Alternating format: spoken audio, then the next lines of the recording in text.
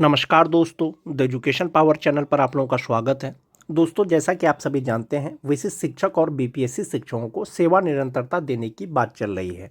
Social media के माध्यम से ये न्यूज़ आज वायरल हो रहा है, जिसमें पेपर में दिया गया है दोस्तों 2.5 लाख विशिष्ट शिक्षकों को मिलेगा सेवा निरंतरता का लाभ और विसंगति का निराकरण होने के बाद बढ़ेगा वेतन का पैसा। जो वेतन मिल रहा है उनका वेतन मिल जाएगा जब सेवा निरंतरता मिल जाएगा। इसके रिगार्डिंग कुछ दिन पहले एक पत्र जारी हुआ था दोस्तों। विशिष्ट शिक्षक और बीपीएससी शिक्षक दोनों प्रकार के शिक्षकों को सेवा निरंतरता देने हेतु अनुशंसा किया गया था। आज के वीडियो में हम लोग बात करेंगे उस पत्र का, और यदि सेवा निरंतरता मिल जाता है दोस्तों, ये जो वेतन है, वेतन का पैसा है, वो कितना बढ़ जाएगा या विशिष्ट शिक्षकों को कितना वेतन मिलेगा। राज्य के सरकारी स्कूलों में कार्यरत तकरीबन 2.5 लाख विशिष्ट शिक्षकों को सेवा निरंतरता का लाभ मिलेगा। इससे उनके वेतन की विसंगति दूर होगी। सेवा निरंतरता का लाभ मिलने एवं वेतन विसंगति दूर होने से विशिष्ट शिक्षकों के वेतन की राशि बढ़ जाएगी। यानी जब सेवा निरंतरता मिलेगा तो संभवतः समस्थानिक इंडेक्स का वेतन मिलेगा। जैसा कि आप सभी जानते हैं, जो नियोजित शिक्षक हैं अभी उनको इंडेक्स 14 के अनुसार वेतन मिल रहा है, तो संभवतः जो समस्थानिक इंडेक्स होगा विशिष्ट शिक्षकों का, वो भी इंडेक्स 14 के अनुसार मिलेगा। लेकिन ये जो खबर है दोस्तों, ये जो न्यूज आप देख पा रहे होंगे, ये आधिकारिक नहीं है। यदि सेवा निरंतरता का घोषणा किया जाता है विभाग के द्वारा या शिक्षा विभाग के द्वारा, तो इसके बारे में आपको पता चलेगा और पत्र जारी किया जाएगा। उसके बाद है दोस्तों, सरकारी स्कूलों में तकरीबन 2.5 लाख शिक्षक पहली एवं दूसरी सक्षमता परीक्षा पास करके विशिष्ट शिक्षक बन चुके हैं, लेकिन सेवा निरंतरता का लाभ नहीं मिलने की वजह से वे वेतन विसंगति के शिकार हैं एवं इन्हें आर्थिक क्षति हो रही है। फिलहाल जो विशिष्ट शिक्षकों को दिया जा रहा है वो सिर्फ और सिर्फ पे प्रोटेक्शन दिया जा रहा है, यानी कि उनका जो मूल वेतन है वो पहले के मूल वेतन से कम नहीं होगा। स्थिति के मद्देनजर शिक्षा विभाग के अपर मुख्य सचिव डॉक्टर एस सिद्धार्थ पहले ही कह चुके हैं कि शिक्षकों के वेतन विसंगति दूर की जाएगी। इसके तहत गर्मी की छुट्टी समाप्ति के बाद शिक्षकों से आपत्तियां मांगी जाएगी। यानी वेतन विसंगति जिस प्रकार का भी होगा, किसी भी प्रकार की होगा, तो उसका आपत्ति मांगा जाएगा और उसका निराकरण किया जाएगा। आपत्तियों की समीक्षा होगी। आपत्तियां सही पाए जाने पर संबंधित शिक्षकों के वेतन का पुनर्निर्धारण होगा। साथ ही उन्हें वेतन मद की बकाया राशि का भुगतान किया जाएगा। तो सोशल मीडिया के माध्यम से ये पता चल रहा है दोस्तों कि विशिष्ट शिक्षकों को जो है सेवा निरंतरता का लाभ दिया जाएगा और वेतन बढ़ जाएगा। बिहार विधान परिषद सचिवालय के द्वारा दोस्तों 22 मई को एक पत्र जारी किया गया था। प्रेषक थे शंकर कुमार उप सचिव, जो बिहार विधानसभा परिषद के हैं, और सेवा में अपर मुख्य सचिव शिक्षा विभाग को लिखा गया था दोस्तों। और विषय था कि शिक्षा समिति बिहार विधान परिषद द्वारा विभिन्न कोटि के शिक्षकों के संबंध में अनुशंसा, यानी शिक्षकों के लिए जो है अनुशंसा किया गया था कमेटी के द्वारा।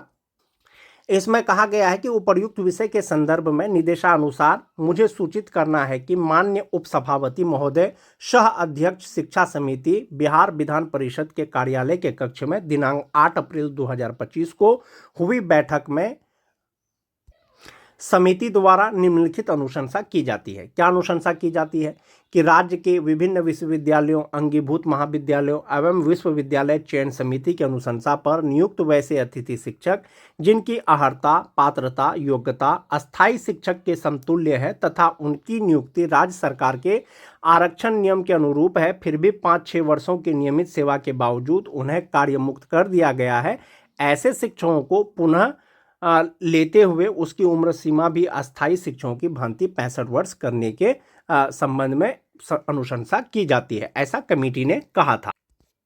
2 नंबर का अनुशंसा, राज्य के उच्च माध्यमिक विद्यालयों में पूर्व से कार्यरत वैसे अतिथि शिक्षकों की सेवा जिनकी अर्हता, पात्रता, योग्यता अस्थायी शिक्षक के समतुल्य है तथा जिनकी नियुक्ति राज्य सरकार के आरक्षण नियम के अनुसार है, ऐसे शिक्षकों को लगभग 5-6 वर्ष निरंतर सेवा के बाद सेवा समाप्त कर दी गई है। ऐसे शिक्षकों को सेवा में पुनः लेते हुए उनकी उम्र सीमा भी अस्थायी शिक्षकों की भांति 60 वर्ष करने हेतु समिति अनुशंसा करती है। यह पत्र का जो मोस्ट इंपोर्टेंट पॉइंट है दोस्तों, वो 4 नंबर है। क्या है कि राज्य के सभी कोटि के विद्यालयों में स्थानीय निकाय द्वारा नियुक्त शिक्षक, पुस्तकालय अध्यक्ष, विशिष्ट शिक्षक एवं स्थानीय निकाय से आए विद्यालय अध्यापकों को उनकी पूर्व की सेवा के आलोक में सेवा निरंतरता का लाभ समवर्ग परिवर्तन के पश्चात उनके वेतन उनके वेतन निर्धारण, वेतन विसंगति दूर करने के साथ साथ बिहार शिक्षक नियोजन एवं सेवा शर्त नियमावली के तहत देय प्रोन्नति एवं अन्य देय सुविधा की अनुशंसा की जाती है। यानी कमेटी ने ये अनुशंसा किया है कि जो स्थानीय निकाय के शिक्षक या तो विशिष्ट शिक्षक बन गए हैं या विद्यालय अध्यापक बन गए हैं, उनको सेवा निरंतरता का लाभ दिया जा सकता है और सेवा निरंतरता के लाभ के साथ साथ उनका वेतन निर्धारण, वेतन विसंगति दूर किया जा सकता है और बिहार शिक्षक नियोजन एवं सेवा शर्त नियमावली के तहत उनको प्रोन्नति दिया जाएगा और अन्य सुविधा दिया जाएगा। ऐसी अनुशंसा कमेटी के द्वारा की जाती है। अतः उपर्युक्त वर्णित सभी बिंदुओं पर समिति द्वारा ली गई निर्णय के आलोक में सहानुभूतिपूर्वक विचार करते हुए अग्रतर कार्रवाई की जाए। अपर मुख्य सचिव शिक्षा विभाग को लिखा गया है दोस्तों कि इस पर विचार किया जाए और इस पर अग्रतर कार्रवाई की जाए। जैसा कि आप देख पा रहे होंगे, ये 22 मई का लेटर है दोस्तों, 22 मई 2025 का लेटर है और शिक्षकों के समस्या के समाधान के लिए उनको सेवा निरंतरता लाभ देने हेतु एक कमेटी का गठन किया गया था और वो कमेटी ने दोस्तों विशिष्ट शिक्षक और बीपीएससी शिक्षक दोनों प्रकार के शिक्षकों को सेवा निरंतरता देने हेतु अनुशंसा किया गया है। यदि विशिष्ट शिक्षकों को सेवा निरंतरता मिलता है तो संभवतः उनका वेतन बढ़ जाएगा। जब सेवा निरंतरता मिल जाएगा तो उसका वेतन कितना बढ़ जाएगा या अभी कितना वेतन मिल रहा है उसको देख लेते हैं एक बार। जहां तक बात सेवा निरंतरता का है दोस्तों, जब सेवा निरंतरता दिया जाएगा तो 2003 से लेकर के 2022 तक बहाल सभी स्थानीय निकाय के शिक्षकों को सेवा निरंतरता दिया जाएगा। उनके पूर्व की सेवा की गणना की जाएगी जो विशिष्ट शिक्षक बने हैं या विद्यालय अध्यापक बने हैं।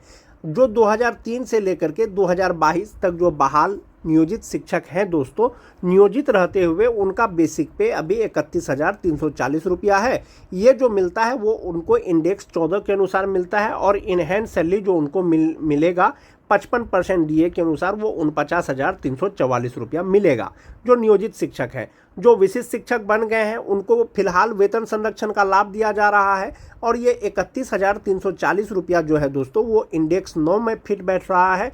इसके अनुसार जो बेसिक पे है उसका वो 31,670 रुपया होता है और इन हैंड सैलरी उनका होता है 46,734 रुपया 55% डीए के अनुसार। यदि आने वाले समय में उनको सेवा निरंतरता का लाभ दे दिया जाएगा, चाहे वो सक्षमता 1 पास हो, चाहे वो सक्षमता 2 पास विशिष्ट शिक्षक हो, चाहे वो बीपीएससी शिक्षक हो जो स्थानीय निकाय के शिक्षक के रूप से जो परीक्षा दिए थे, चूँकि उनको यहाँ पर वेतन इंडेक्स 14 के अनुसार मिल रहा है तो सेवा निरंतरता मिलने के बाद समस्थानिक इंडेक्स का लाभ दिया जाएगा। तो समस्थानिक इंडेक्स में इंडेक्स 14 के अनुसार जो बेसिक पे हो जाएगा दोस्तों 2003 से लेकर के 2005 तक बहाल जो नियोजित शिक्षक हैं, जो विशिष्ट शिक्षक बने हैं, उनका बेसिक पे 36,710 रुपया हो जाएगा। इसमें डीए 55%, एचआरए मेडिकल लगा करके जो ग्रॉस सैलरी होगा उनका वो 59,737 रुपया होगा और इनहैंड सैलरी उनकी 54,017 रुपया हो जाएगी। यानी कि जो 2003 से लेकर के 2005 तक बहाल जो भी स्थानीय निकाय के शिक्षक विशिष्ट शिक्षक बने हैं, सेवा निरंतरता के बाद उनका जो इनहैंड सैलरी होगा वो 54,017 रुपया होगा और टोटल सैलरी उनका 59,737 रुपया होगा प्लस गवर्नमेंट का जो आपका एनपीएस में कटेगा वो अलग होगा। ये तो 2003 से लेकर के 2005 तक बहाल शिक्षकों की बात हो गई। जो 2006 के शिक्षक हैं दोस्तों उनको इंडेक्स 14 के अनुसार नियोजित रहते हुए उनका बेसिक पे 30,420 रुपया है और इनहैंड सैलरी उनका 47,872 रुपया होता है।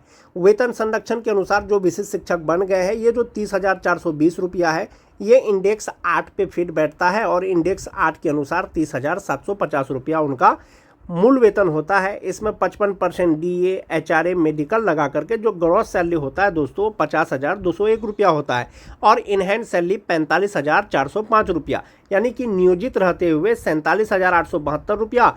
जो विशिष्ट शिक्षक बन गए हैं वेतन संरक्षण के साथ 45,405 रुपया। यदि सेवा निरंतरता की घोषणा कर दी जाती है दोस्तों, चूंकि यहाँ पर उनको इंडेक्स 13 के अनुसार वेतन मिलता है तो समस्थानिक इंडेक्स का लाभ दिया जाएगा और इंडेक्स 13 के अनुसार बेसिक पे हो जाएगा 35,640 रुपया। किनका? 2006 के नियोजित शिक्षक का जो विशिष्ट शिक्षक बने हैं। इसमें डीए एचआरए मेडिकल लगा करके ग्रॉस सैलरी उनका हो जाएगा 58,024 रुपया और इनहैंड सैलरी हो जाएगा दोस्तों 52,470 रुपया। यानी कि जो 2006 के नियोजित शिक्षक हैं यदि अभी भी नियोजित हैं तो उनको 47,872 रुपया मिलेगा। विशिष्ट शिक्षक बन गए हैं तो वेतन संरक्षण के साथ 45,405 रुपया मिलेगा। सेवा निरंतरता मिलेगा तो 52,470 रुपया उनको मिलेगा। जो 2010 के नियोजित शिक्षक हैं दोस्तों, नियोजित रहते हुए उनका बेसिक पे 29,530 रुपया होता है। इसमें DA HRA लगा करके जो इनहैंड सैलरी उनका होता है 46,449 रुपया होता है।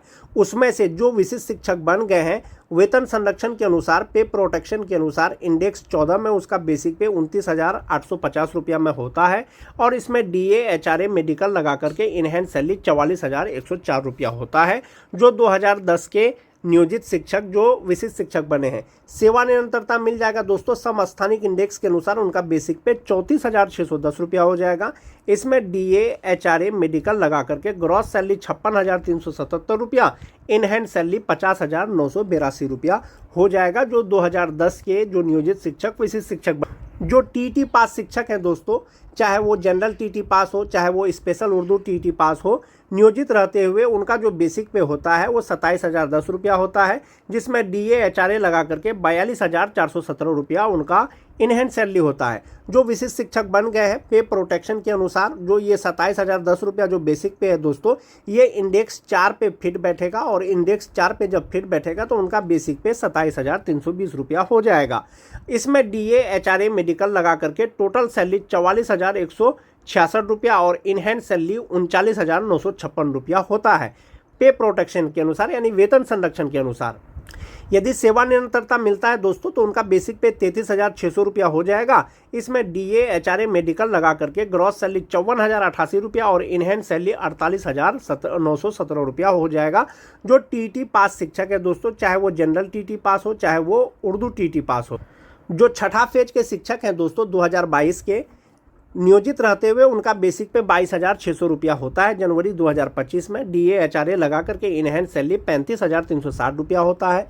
जबकि जो विशिष्ट शिक्षक बन गए हैं बेसिक पे उनका 25,000 से शुरू हो जाएगा। इसमें DA HRA मिला करके इनहैंड सैलरी उनका होगा 37,095 रुपया।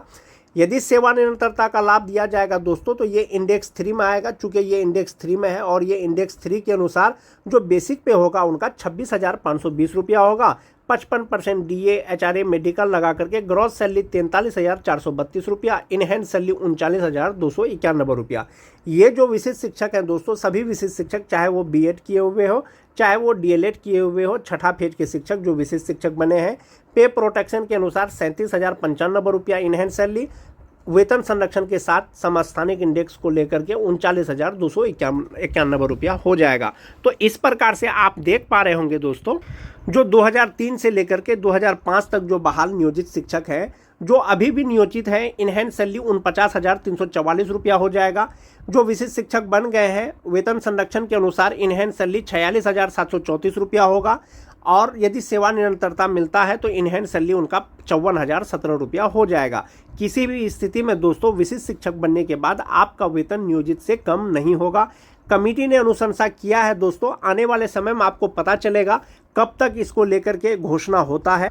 जो 2006 के नियोजित शिक्षक हैं दोस्तों, जो अभी भी नियोजित हैं, इनहैंड सैलरी उनको 47,872 रुपया मिलेगा और जो विशिष्ट शिक्षक बन गए हैं वेतन संरक्षण के अनुसार 45,405 रुपया उनको मिलेगा।